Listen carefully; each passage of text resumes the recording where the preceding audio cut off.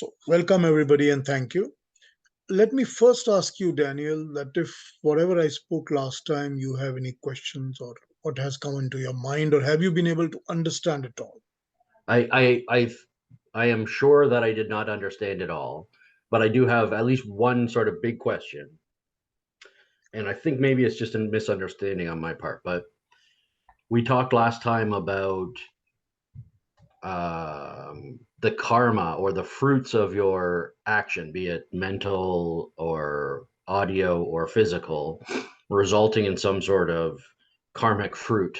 I think we use the word fruit, right? So it bears fruit, and if my understanding is correct, sort of the ultimate piece to be found in all of this is if you get the right balance, you sort of ascend beyond this struggle of day-to-day life. Like that's sort of the I hesitate to say goal, but that's sort of the trajectory of the soul is to balance out this karmic fruit and then eventually achieve salvation.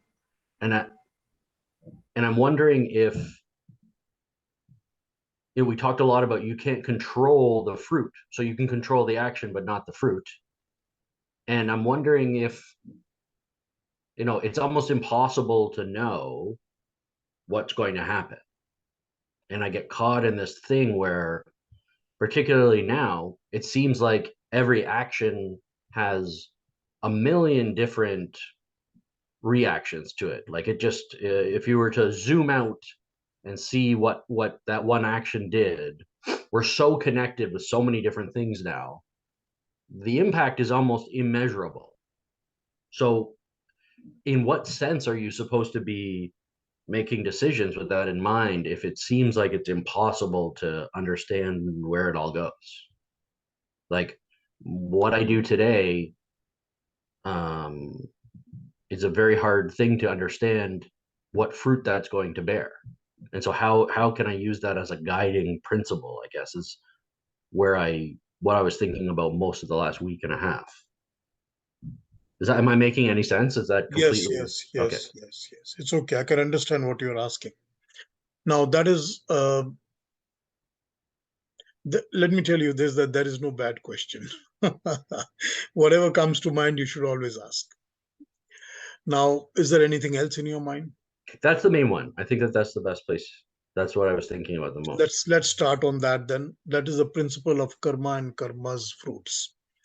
That's what we will talk about. Yeah. Now, when we tell you this, let me begin with this first, that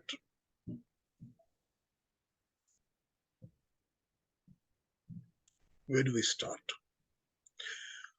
All of the souls that are within us, we call it the Atma or the Mhm. soul. Right. That is within any living body, there is a soul. We all come to this body, any body it could be. We come to a body to perform certain karma. Because the moment we are born, karma starts. Even before we are born, sometimes the karma starts in the belly itself or in the egg itself. So let's say it this way, that if we are born or if a soul is born as a living being that is not human, but any other living being, the karmas are not independent. They are dependent on their body form. Hmm. What that means is that a dog cannot fly. Hmm. Even if it wants to, it cannot fly. While a bird cannot bark or cannot be like a dog. Hmm. So it's bound by its body form. An insect is bound by its body form. A lion is bound by his own body form. So these living beings are bound by their body forms, and they perform their karma according to the body forms, Hmm. whatever their body form dictates. Whereas human beings are the only one that are independent in choosing their karma. The living beings are not even as flexibly independent in their mental faculties to think about, if I call mental karmas, They don't even have the faculty of so much of independence to think as much as human beings do. They don't have like And self-awareness, right? they don't have that much. Right. I will give you the principle behind that as it is explained in the Yoga Darshan, but let's stay here for the moment. But human beings have it. So what happens with human beings is that mentally we are free. First of all, mentally we are free to do what we want to do, to pick and choose and select our karmas. So while we are free to do mentally, we are also free to do it audio vocally. Hmm. And then physically also we are free to do our karmas as we wish to do. But as it is our freedom to select and do what we want to do, we need to realize, because this is the principle that everybody knows and understands, whether they acknowledge it or not, that fruits of the karma are not within our hands, are not within our control. Whether we acknowledge or not, we have to accept it. You may say that, you know what, I have a saw and I want to cut a tree. So I go and I cut a tree, and I know that the fruit of my karma is that the tree will fall and I will have a tree, or I'll Hmm. have the wood. Sure, it is there. Sure. We cannot deny that. We know that certain immediate actions have certain immediate karma, karma fruits. If I hit my hand to the wall, I know that my hand will get hurt. Hmm. But then the reality is that these karmas are also provided or given to us, or retaliated, or felicitated by the nature or the mother nature or matter. And that responds to the creation that has been made.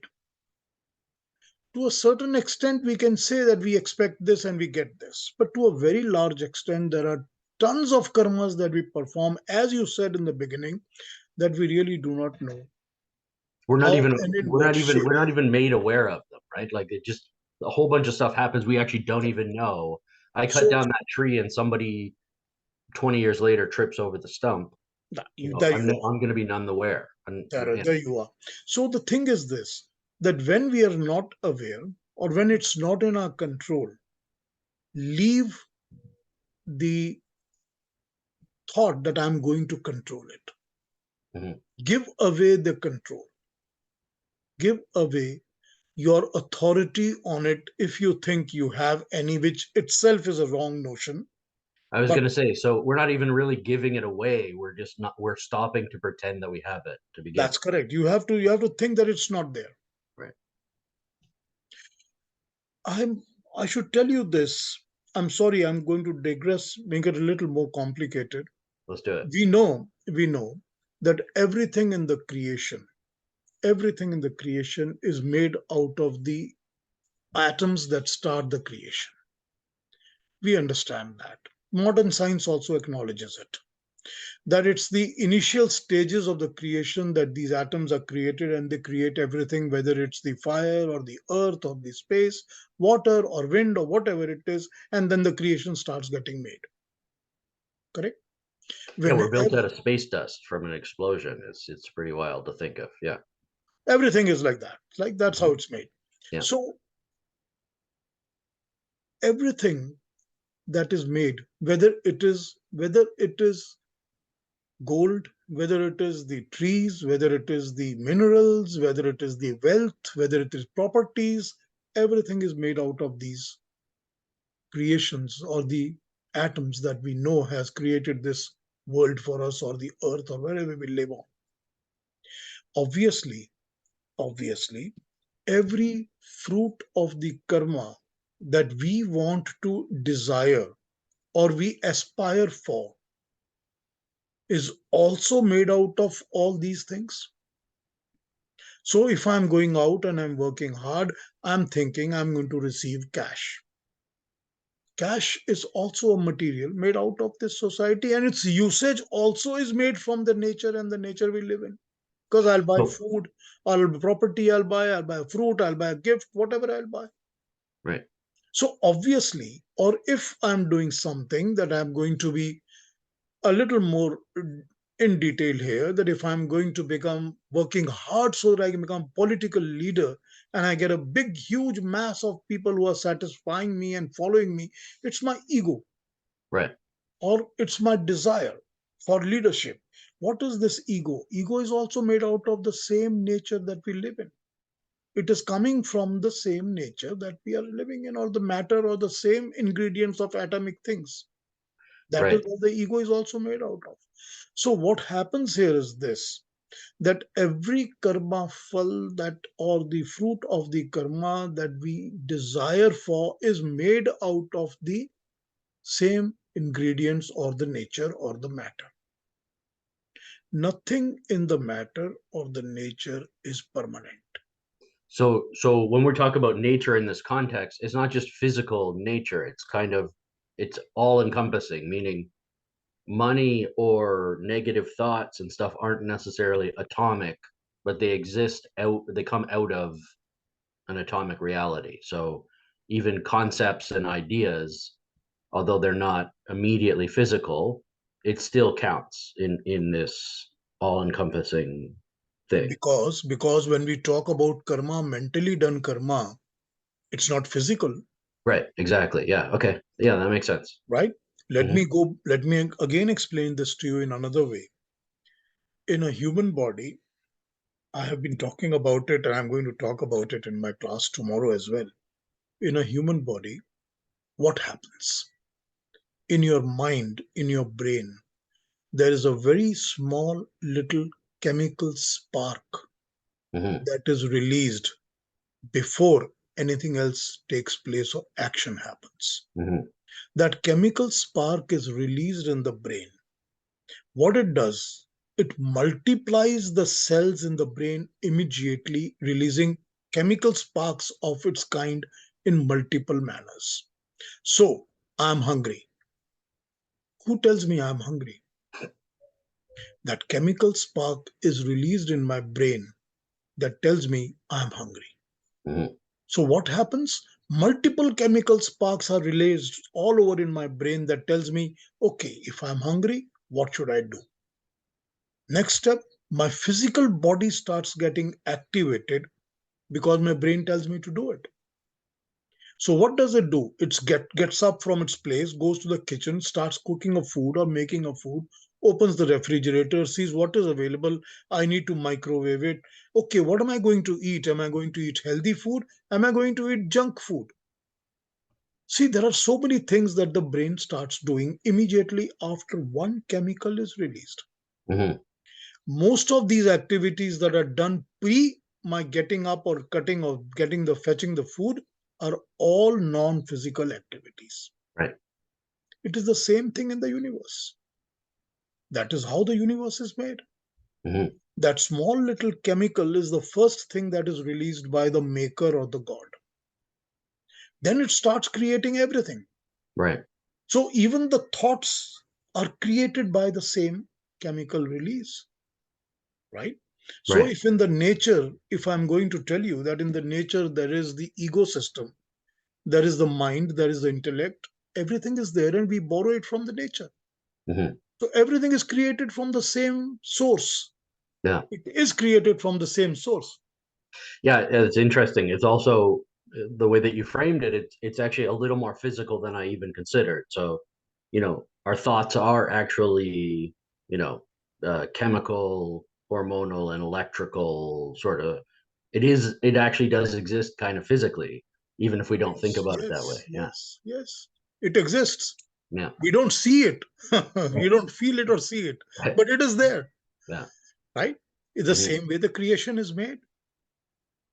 We have a saying in Sanskrit in our faith that we follow, that exactly what is in the human body system is replicated in the universe.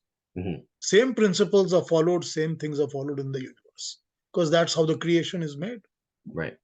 So here is what happens is that we do not know. What I'm also trying to tell you is that every single thing that we aspire for, when we are doing a karma and we think I'm doing this for this or this or this, everything is something that is from this material nature or matter Mhm. or ultimate creation that we have got in front of us. That's what it is. We do not imagine or fathom something that is not existing here. We do not. Right. So when we are aiming at something and performing a karma, the first thing is that nothing in the matter or in the nature is of permanent nature. Everything destroys. Everything is temporary. A desire for a woman, the woman's body is temporary. It's going to go away, perish, and die. I desire for a property. I know I'm going to live in a property. I'm very happy, but in the matter of time, that is going to be destroyed and finished. We see so many ruins all around us. There were people living in those ruins. So everything in the nature is perishable.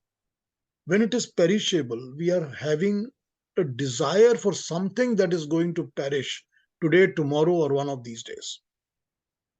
And when we desire this, we do not know what is the longevity or what is the age or what is the shape or size of what we are desiring. Right. How is it going to come to us? Right.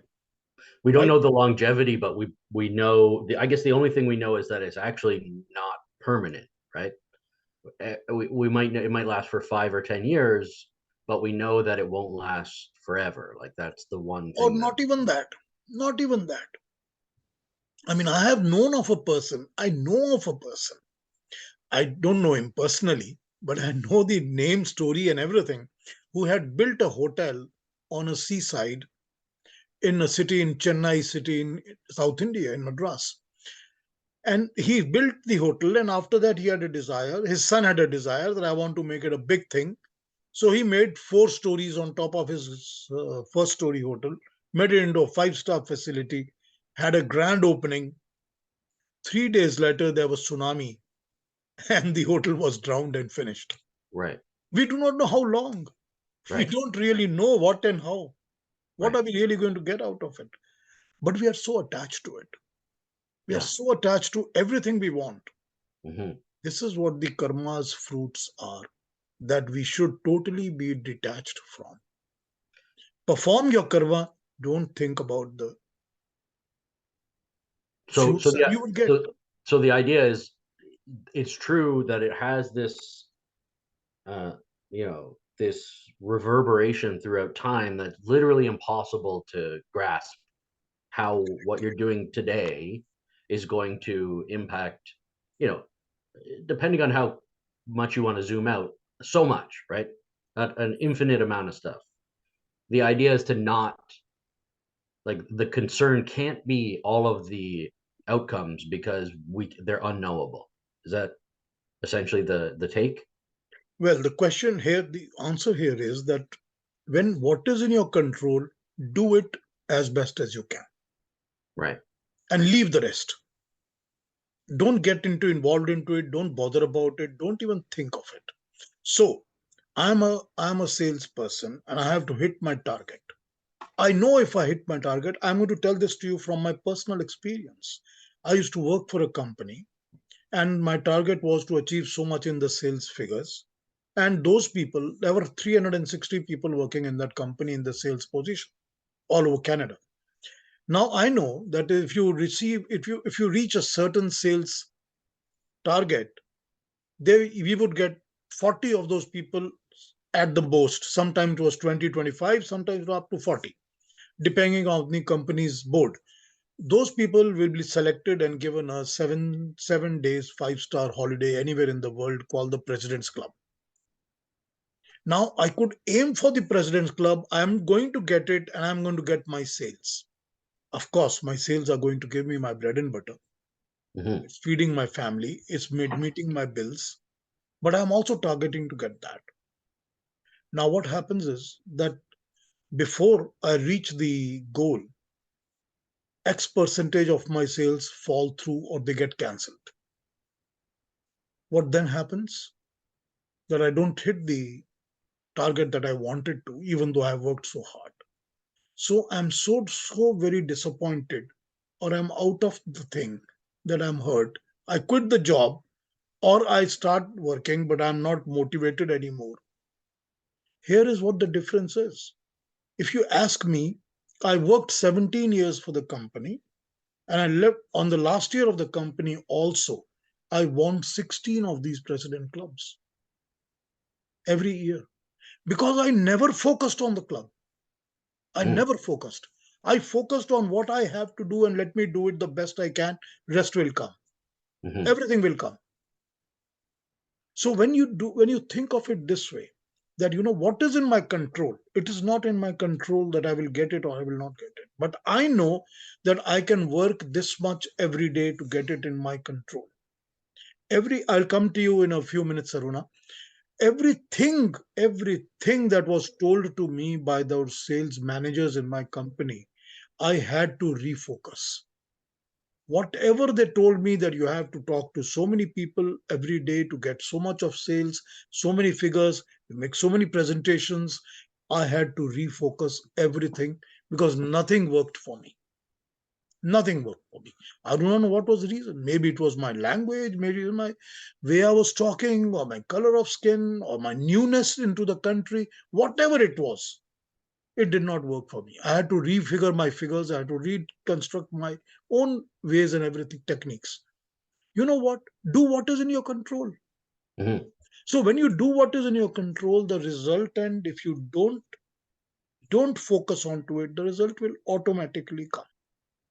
Right. It's very difficult. I know it's very difficult because people, all our lives, we know that if I'm going to read hard, I'm going to get so many marks in the subject, I'll pass. If I do this, I will get this. I will, all our lives, we are trained like that, Our whole society is structured around all around. rewarding that That's style. how it is. Yeah. But what does it tell you? It tells you, you know what? Do your job and leave the rest. Mhm. That's what it tells you. That's what karma is. Because we do not. Now, if I am going to make a particular sales, how much of impact is it making in the society? It's not measurable, as you Right. told me, right? I do Right. not know who's buying my product, what use it is going to be for him. He's so happy with it, he's Right. half happy with it, half up disappointed. I do not know those things, and Right. I can never know those things.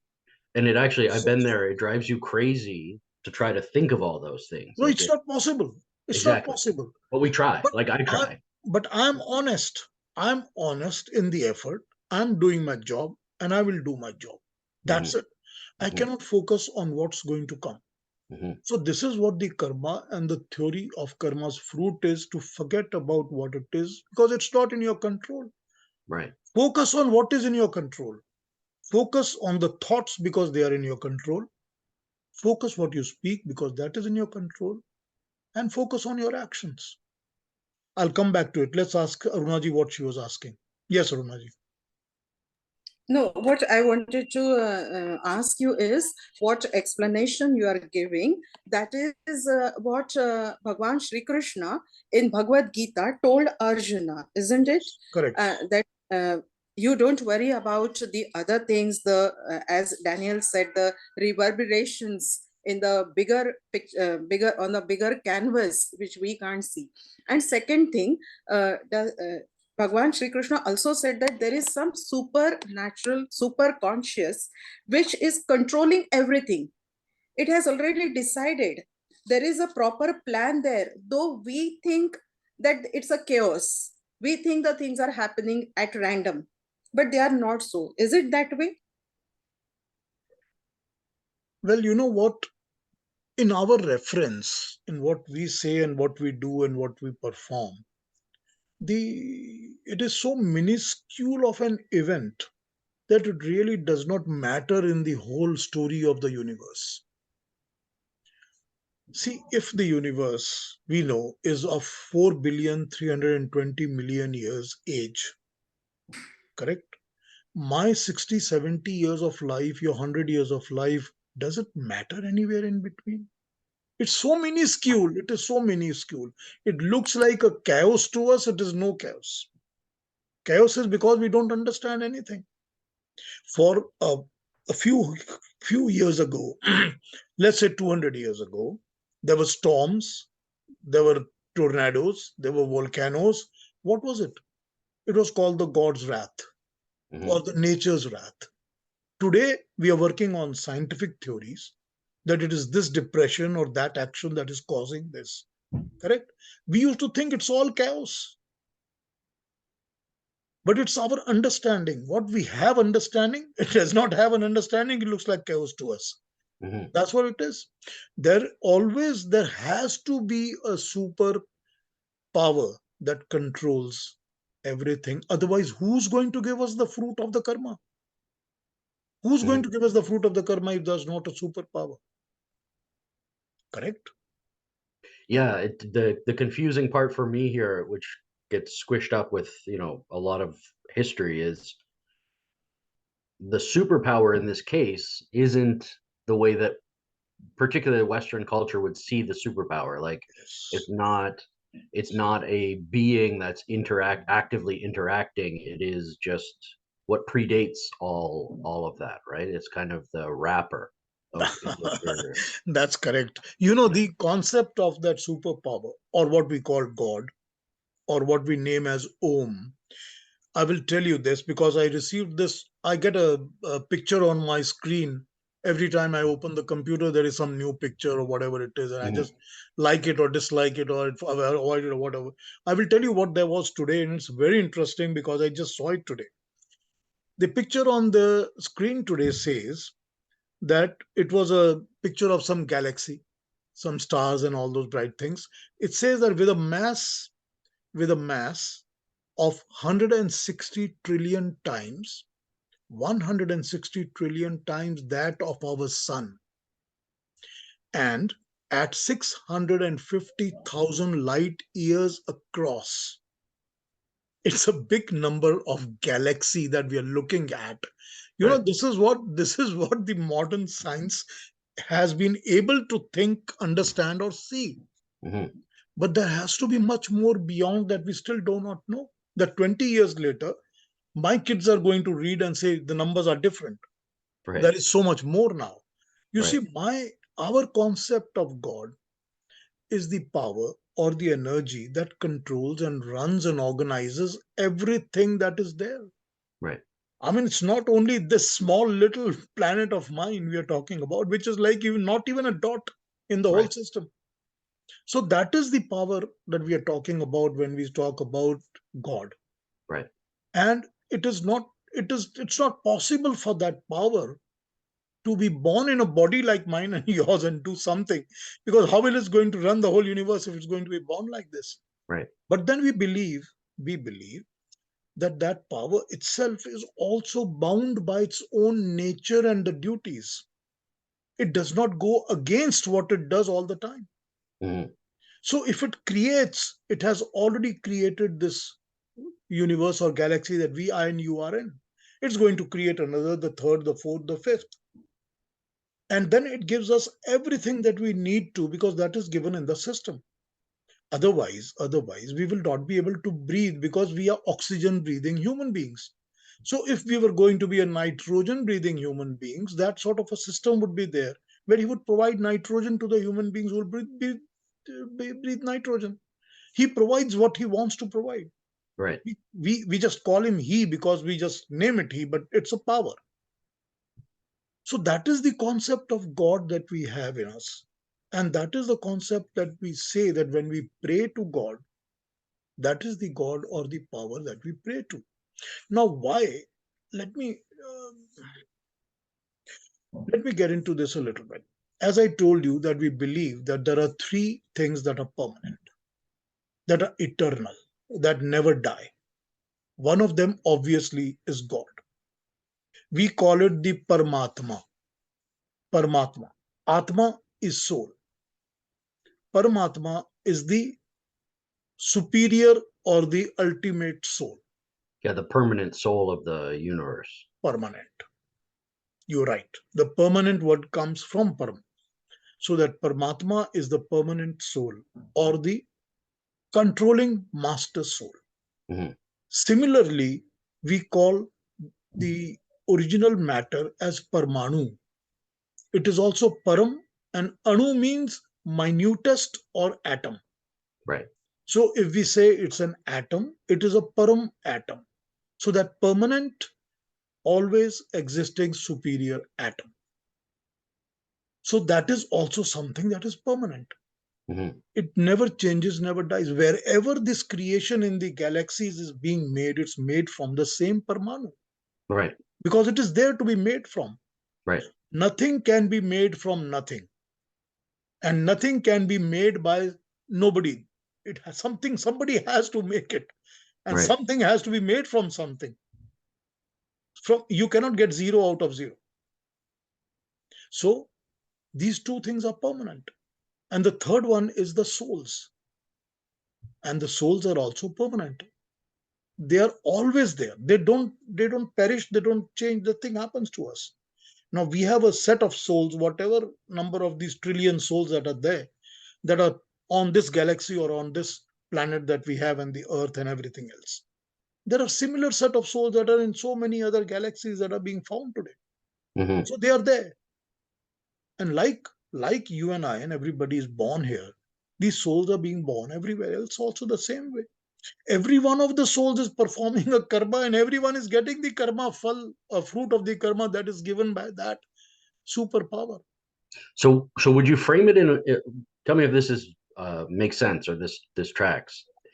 We've got this grand overall Om, which is uh we talked last time about it being the effect with no cause. So it's that this starting point, that this all encompassing thing.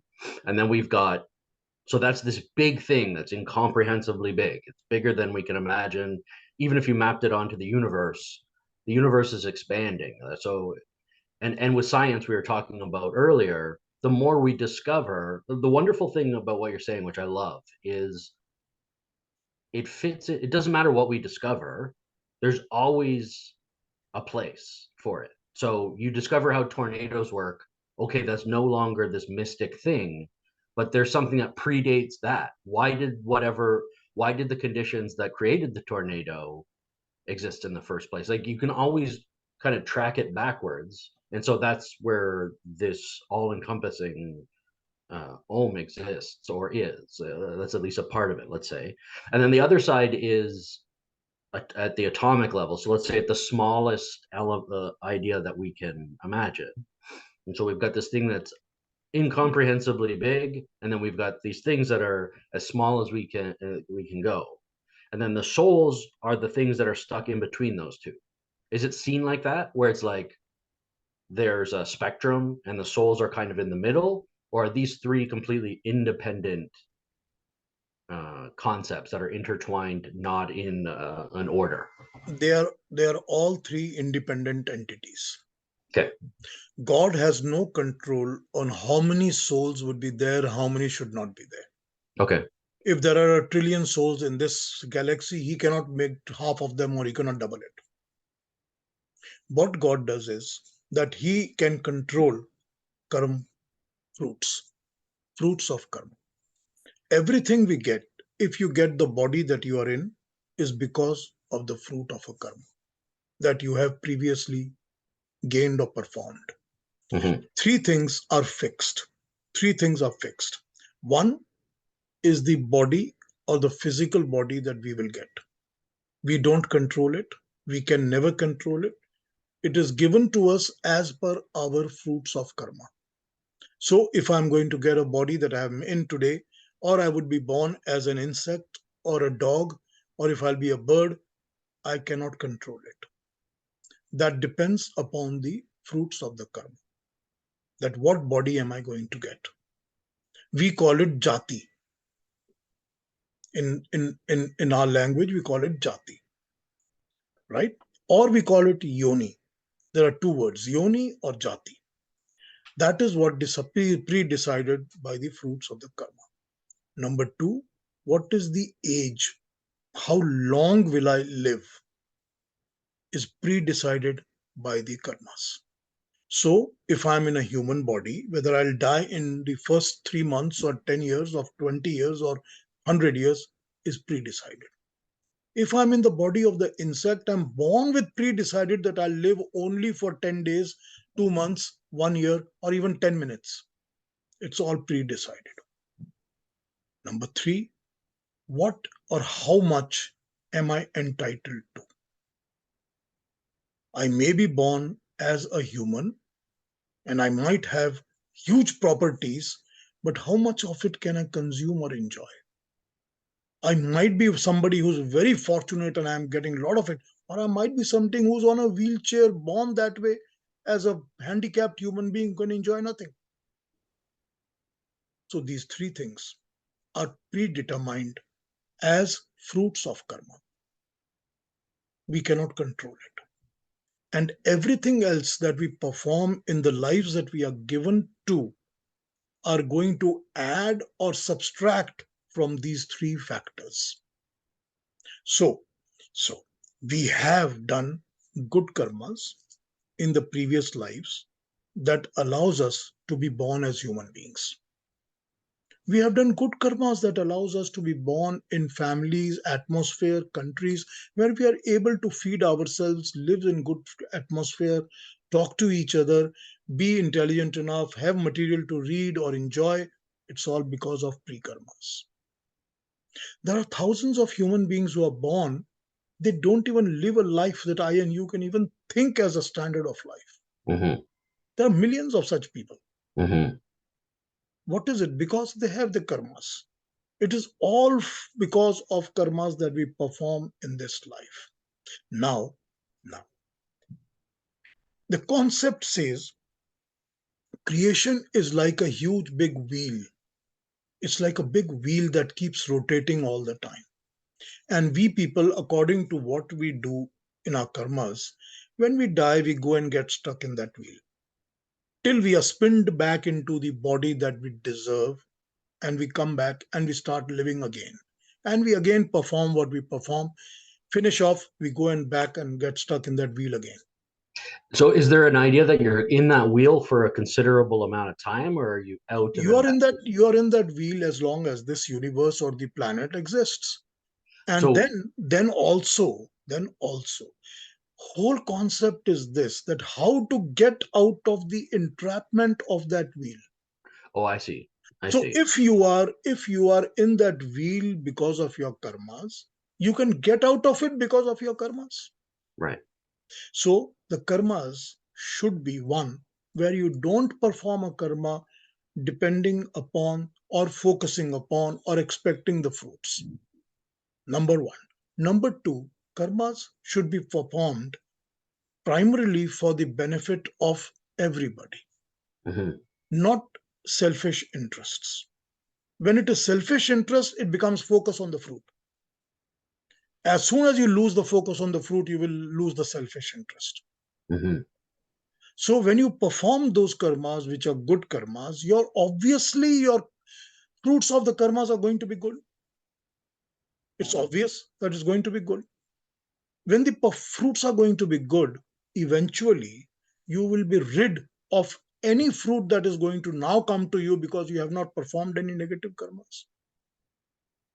So you will get rid of that wheel, you will get rid of getting entrapped in the wheel, and you will lose the total thing of cycle of the birth and death and birth and death. Focus towards that. You see, in the faith, in the Hinduism, there is nothing known as rights. Nothing known as rights, The which human is rights, I mean. like we call human rights, the right that this is my Mhm. right, that is my right, that is my right. I need, I, this society owes this to me. Right. This is my right. We have no rights. We only have duties. We only say that if you do your karma properly, you're doing your duties properly. If I'm going to abide by the laws of the creation, by the laws of societal norm, I'm not doing anything wrong. If everybody is doing everything, all duties are performed correctly, my rights are very well protected. All right. They're My rights don't get presupposed. infringed. It doesn't Right. get infringed. So the concept is not of demanding rights. The concept is performing duties. It's a wonderful way of looking at the, I mean, right now I feel like this is such a illustration of what we struggle with, in that we focus almost exclusively on rights. and not on duty. If you look at Western society, I'm not quite sure what it's like in, let's say, India or some of the more Eastern countries. We're rights obsessed, and we don't stress duty whatsoever. Like, we'll constantly talk about our rights, and I see what that's lacking in that you're forcing it on people, which in itself makes it almost not work. Whereas if you come at it from what you're saying, where if everybody were to embrace duty, you wouldn't have to enforce anything because everything would work in a level of harmony that would give you the rights needed. It's only when people aren't acting at a duty that you're having your rights stepped on. Is It's that, exactly correct. You yeah, see, focusing on rights is already infringing somebody else of the rights. yeah, right? Because you have That's to what force it happens. down on them. Yeah, Yes, that's what happens. yeah, Now, I don't say that to you that people in India are practicing this, because the Western influence is all over everywhere. yeah. And people are all, you see, consumerism has taken over everything. Hmm. And because we want to all be in that race of consumerism, it is all encompassing and people are getting lost. And this is where the problems and pains and sorrows and everything is coming from. Very much so. Yeah. Now, this is the problem, that this is the concept, that we do not have a concept of rights at all in Hinduism. We have the concept of duties. Now, what are the duties? The duties is called the dharma. If you take the word dharma and if you say Hindu dharma, it is due. Dharma means duties, obligations that are that are exactly meeting with, or that are going to be exactly what the laws of the nature and the laws of the creator are. And the moral laws of all societies are the same. Everywhere in the world, if you kill somebody, it is a punishable offense. Everywhere in the world, if you force upon something else to people, that is a punishable offense. So these are moral laws and society that are in all over the universal societies. This is what the duties are. This is what dharma is. We use the word dharma, that the dharma of fire is always to rise upwards. It does not mean it's the religion of the fire. It Right. means it's the natural duty of the fire that it rises Mhm. upwards. So when we ascribe it to the laws of the nature, that this is the law of the nature, this is how it should be, this is how the creator wanted it when creation was made, we call it dharma. So dharma is like my duty. What is my duty? My duty is to abide and do as the creator of creation wants me to do it. And to go further into it, this is exactly what has been written out or said out in the Vedas. Do this. See, no human, the maker does not make different lands or different human beings. It's the same blood that flows into everybody. It's the same skin that everybody has. There is no religion of the blood. He does not make different people. It's one, and everything is one. That's universal. So whatever is universal is the dharma. And whatever is universal is my duty to be doing something that is universally okay. Nobody can focus about one's own self and personal selfish interest, because that kills the society. Mhm. That kills everything.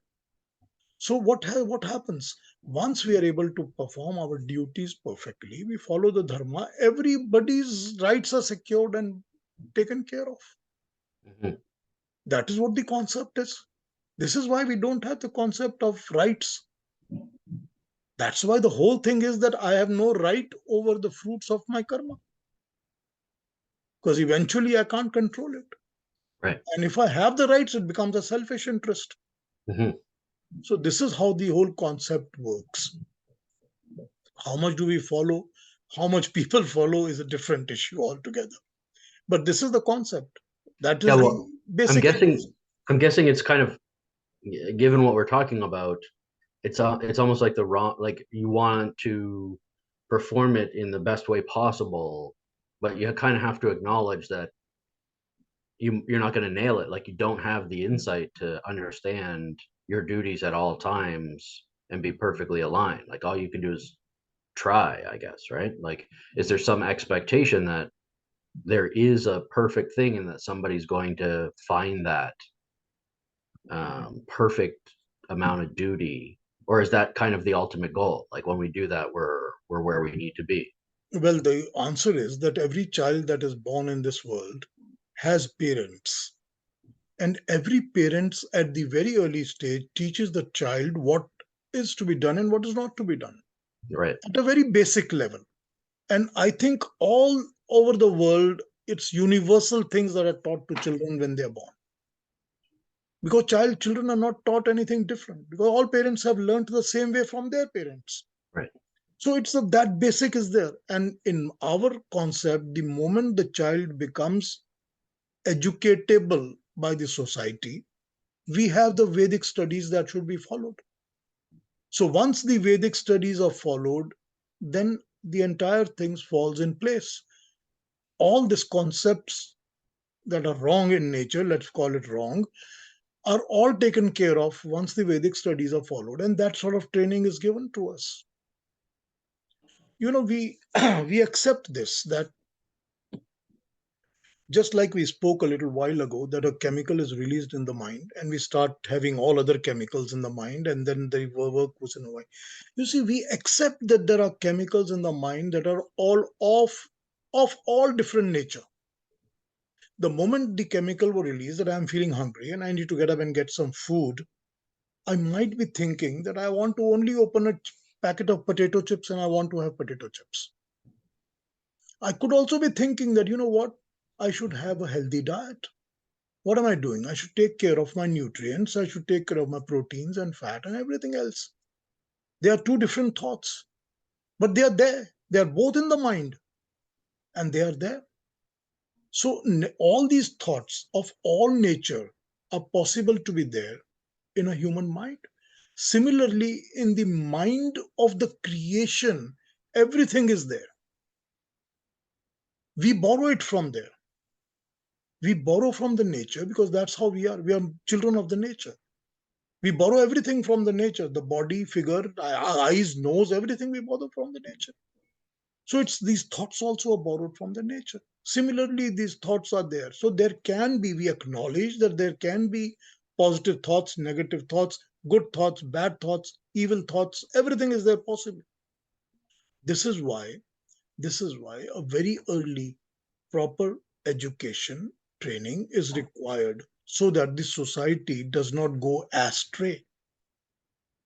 This is why we need to make sure that we are not going to be only negative thoughts, because if early childhood onwards a proper training is given to a human being, which we are all used to as it is, because we are trained at the young age that you cannot go out and kill somebody.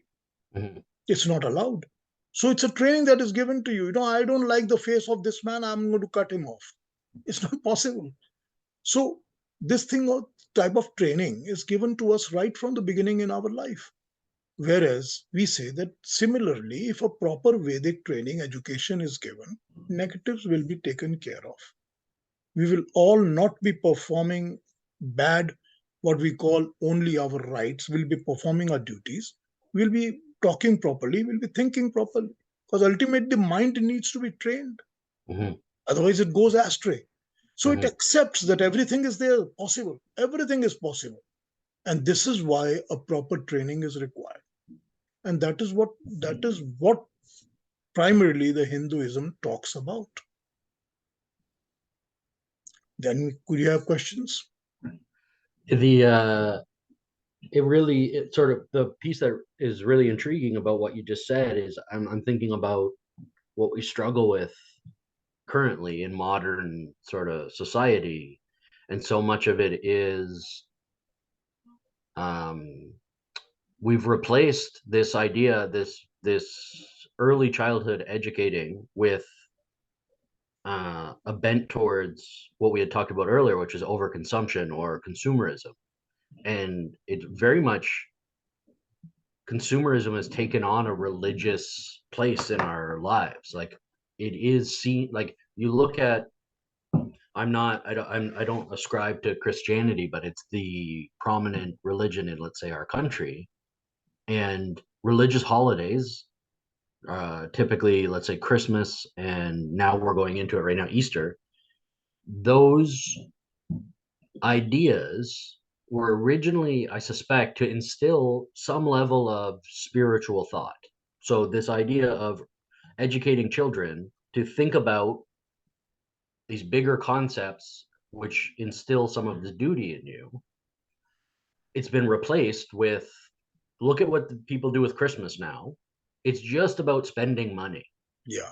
All about, so we've really replaced the moral lesson with an obsession with material items, Yes. and it makes us like sick internally. Like our mental state is sick, and so this idea of doing this and getting this idea instilled in people, this idea of duty, would sort of absolve you of having to, you know, embrace consumerism as a religion. And do you find, do you think people that go in this direction, let's say, because I'm in my mid 30s, so I'm definitely, I'm beyond the early childhood window where we can really instill some of this at a young age. But would you find that people that do it, that have this education early on and this proper emphasis on it, aren't as susceptible to falling for that kind of thing? Like, do you think that there's something inherently that gives you the power to avoid some of these modern traps? It sounds like it does to you. I know Uh, many people. I know tons of people like this. mm, I'm aware of them. I know them. I know them personally. I've met them. I've been mingling in them all the time. I mm, know them very, very well. They do everything that is required in their lives as a duty, performing to the society, to the country, to the race of human beings. That's what they do. So and I know they, that. I would imagine that these are much more, they seem much more peaceful people. You know, it seems like there'd be a recipe for that inner anxiety, that it kind of helps absolve you of that if you're coming, you're starting from the right place. You know, anxiety is all about worrying about those fruits that we were talking about. And it sounds like, you know, these people absolve themselves of having to worry about the fruits because of, by doing things in by focusing on the doing, you don't worry so much about the results, I guess. I believe, I really firmly believe that every single, if we call them religions, every single faith or religion in the world started with the thought that is pure and good. Mm, Every one of them. Till it has been controlled and taken over by those who are actually control fanatics, right, and they want to control a certain society, that they can, that I am the king or I am the main guy, follow me and be good and listen to me and that sort of thing. right. It every becomes a single tool. every single one has that, is what has happened. And from there onwards, the control has gone into the consumerism or materials, or the large companies that want to market their products through you, and all of it's the same way. But if you go into the deep realities of the originals, you will find they're all spiritual. They all Hmm. teach you the same thing. They Hmm. all say we are brothers, we are good to each other, we are not supposed to kill, respect your neighbor, respect the women, respect everything, tells you the same thing.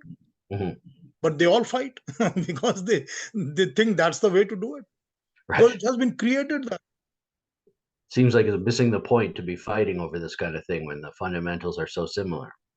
The way that I arrived here and reached out to you initially, I started reading a book. It's called The Great Transformation, and it's a historical look at uh, when religion and these certain ideas sprouted up across the world, and they all came up at a similar time. So there's, you know, the Abrahamic Christianity, sorry, Judaism, Christianity, Islam, and there's the Greek philosophers, and then there was a talk about sort of the Vedic traditions.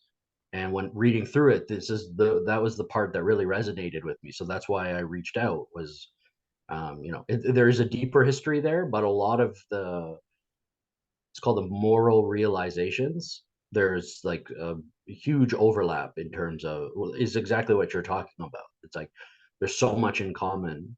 The reason why these things became big movements is because they speak to something that we're incapable of fully grasping, but that we all know is kind of true. You know, it's like inherently you've got this sense that like a lot of what you're saying makes perfect sense, and I would love for more people to embrace it. And I think that that's why it's so powerful. It's like it does that. And like if it didn't give you this extra, if it didn't shine a light on what you know is real, it would have lost legs. And like you said, it's just unfortunate that they become tools for the oppressors, where now it's just a tool to manipulate large groups of people. But again, even with that, it seems like Hinduism has a built-in mechanism that protects it a little bit from that, in that it doesn't, it seems so much more spread out and abstract and not so prescriptive. So when you read Christianity, Judaism, it's very prescriptive. It gives you like straight up things you can and cannot do. And that is similar to the rights thing that we were talking about. When you dictate from that level, it's rights. You're saying like, this is what the other person's right is, to not be killed, and you shouldn't kill them. And uh, the built-in sort of immunity to that is to say it doesn't come from that, it comes from you outwards. And that's that duty versus rights thing that you were That's talking about.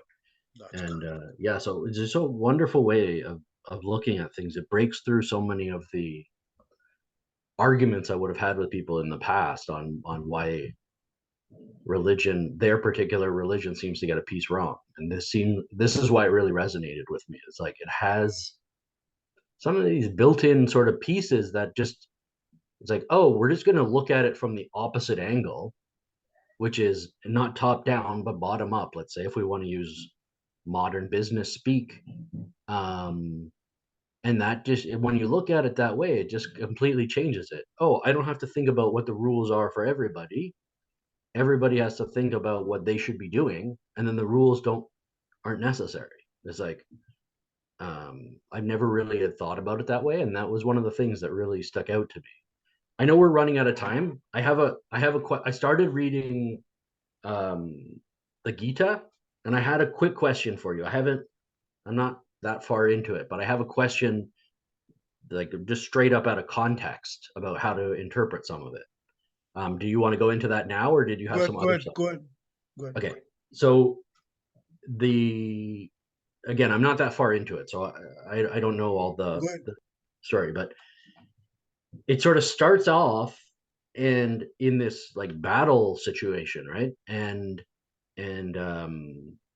uh Arjuna's fighting against his close relatives, and this causes some sort of moral conflict in his mind. Like, Yes. how can I have how can I be a righteous person and be fighting these people that are so close to me, right? That's sort of the moral conundrum at the start, at the very least. Yeah.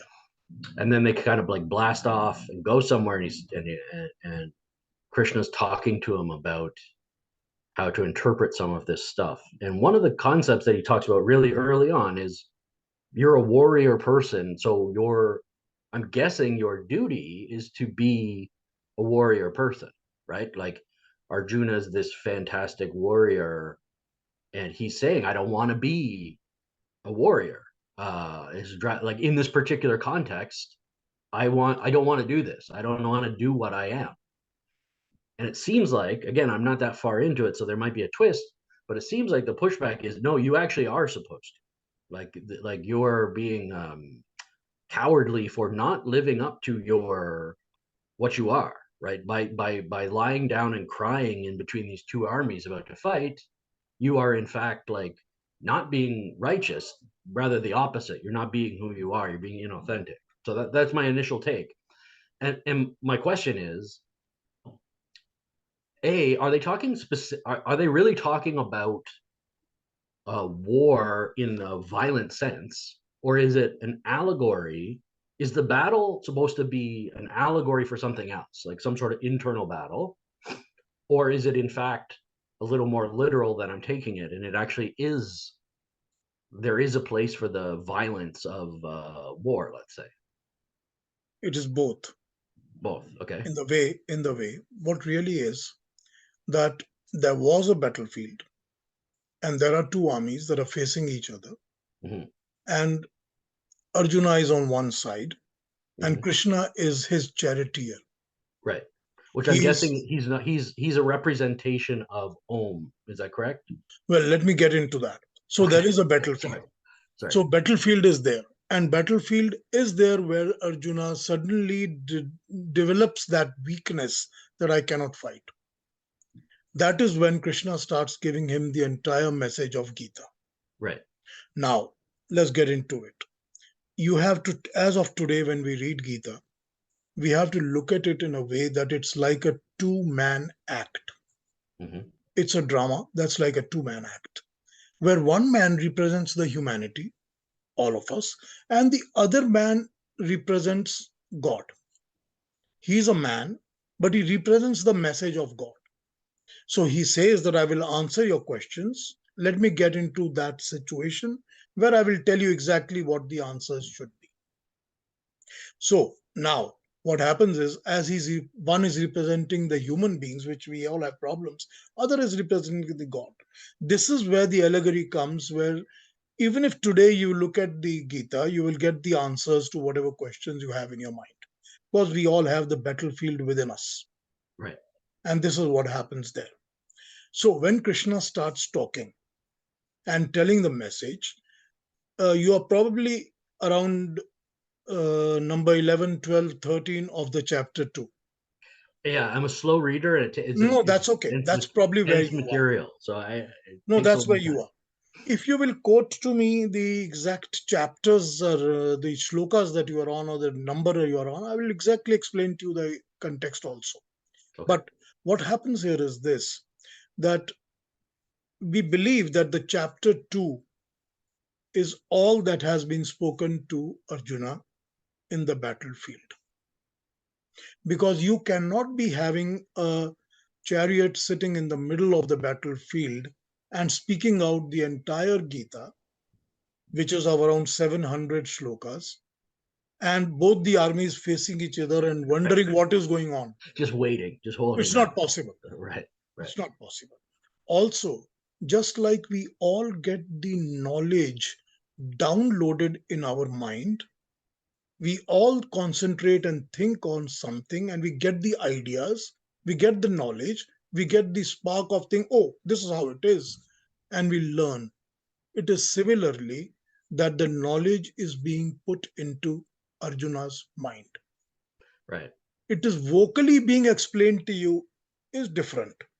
Now, what happens is this, that there is at that period, this is around 5,200 years ago, when Mahabharata was called, that is called the epic that happened because of the war and everything. Hmm. There is a saint at that time, we call him the Rishi. His name was Ved Vyas. That Rishi is able to see everything that is going on wherever he wants to see. So he's able to see, picturize, as well as to listen to what is going on. He is supposed to have heard every word Krishna says, and he has documented it. He himself accepts that I have documented it. So we believe that after chapter number 2, all the balanced 16 chapters have been written by this Rishi to explain what have been said in the chapter 2. I see. So all of them are to detailed explain to you later on. Even though in a written form or documented written form, the entire thing came into being somewhere around 30 years after the war was done. So this man had enough time to develop it and make it the way he wanted to present it. Right. Though he does not twist and turn the theories, he presents it in the same way. But he makes his own explanations, which we can understand and which we can tell you that why does he explain it this way. But that is how the whole Gita is and to be understood. And when we think about it as a knowledge given out, it's really in the way where the any knowledge in any human being in the world gets the knowledge in the same way. How does a huge scientist discover something that he Mhm. says, yeah, I discovered these principles? It's because it's downloaded to him. The knowledge is ultimately given by the maker or the creator, because he gives Mhm. knowledge. It flows. Knowledge Right. flows. We all tap on it and get it. Mhm. So it's the same way that it has been given to Arjuna. So it is not that the whole Gita is spoken out in that war field. Right. But yes, you are right. In the chapter where Arjuna is being asked to fight, Lord Krishna is trying to explain to him a principle which is called Swadharma, my own duties. He Mhm. explains to it. He says, what are your own duties? He says, your own duties are, you are born in a certain type of family, you are born in a certain type of atmosphere, you pick and choose a certain education, you become an expert in that education, you get training in that education field, and you adapt that as your profession. That becomes your own natural duty that you must perform, because the society and the world expects you to perform that, and that is what you are trained and experienced to do it. So would you Now, say that, sorry, just one second, we could pause on that. So would you say there's a certain set of duties that are almost, you're almost born into them, like call them almost universal. And then as you develop as a person, there's additional duties that you inherit, let's say, because of the decisions that you've made throughout your life. So I am now at this place where I'm a medical doctor and I'm capable of helping somebody because I've obtained this knowledge. My set of duties that are required to achieve a balanced karma are now incorporate my life experience. I can now, so Daniel shouldn't help that guy who needs his appendix removed because I don't know. So it's not my duty. It's my duty to not do that because I'm going to harm him more, let's say. But a doctor who's lived their life, accumulated this knowledge, is now more capable. It would now be a part of their duty to help because they have the ability to do so and the knowledge to do so without the immediate harm that I would do if I just tried to do it. if So you is that turn if you turn your face away as a doctor from what your duty is, you're hurting the society. You're right? hurting that particular human being you need to be treating. You're hurting the profession you are in. You bring out a very good example here, because we had a doctor back home in India who was an MD, Master of Doctorate, but he chose to become a movie actor because he was very fond of acting. He became a committed movie actor, and the College of Medicine in India demanded or filed a case to take his degree away from him. They said, this man is not performing his duty as a doctor. Why should he have a degree? We need to take it away. So, the reality is the same thing, that if you are having a certain thing that is your profession, or you have education, or your training, and you don't perform it, you see, you are betraying the profession, the duty, your education, and the society. This is what is being told to Arjuna, that you all your life you've been a warrior. You are looked up as an example of the champion warrior. How can you give away your duties today? If you were not going to have this war, you had enough opportunities 3 months ago, 6 months ago, 1 year ago to walk away from it. You were given enough opportunities to settle for peace, Mm-hmm. but you chose to have a war. Mm-hmm. You chose to gather this huge army that is standing behind you.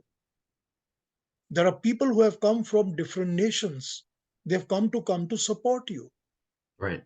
So you're betraying everybody. You could have done this before. You should have told them, I'm not interested in the war.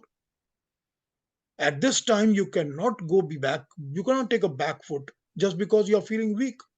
Right. And why you're feeling weak, there are reasons for your weaknesses. And he's going to explain those reasons also.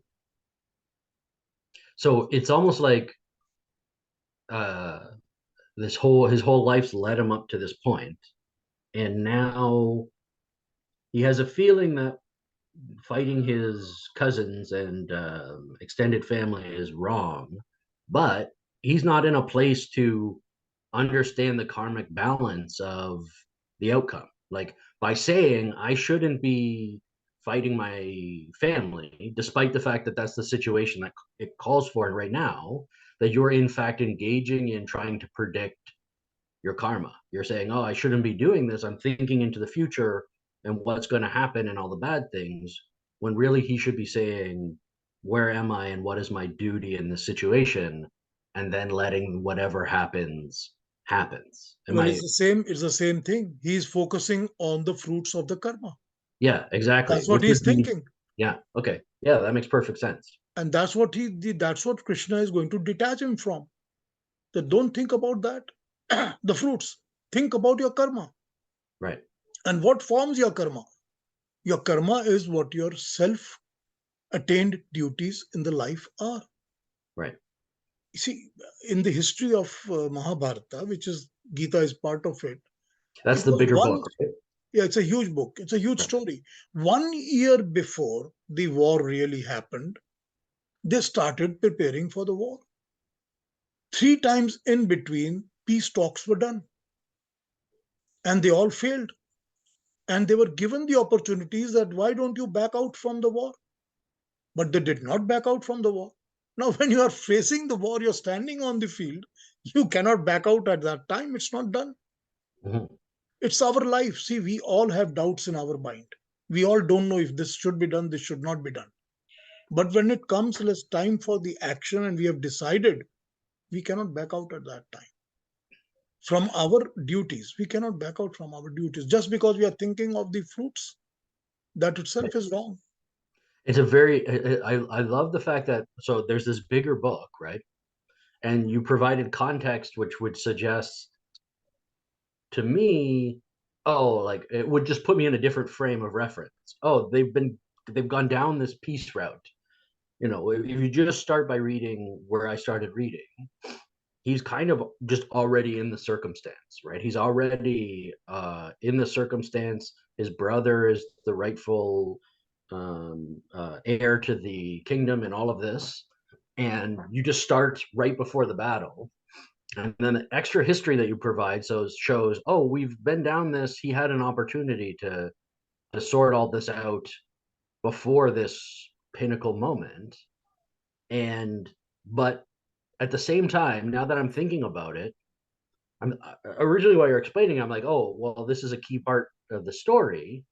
But the more that I'm thinking about it, it's like the point that you're supposed to get, I guess, it doesn't matter what had happened before. You like my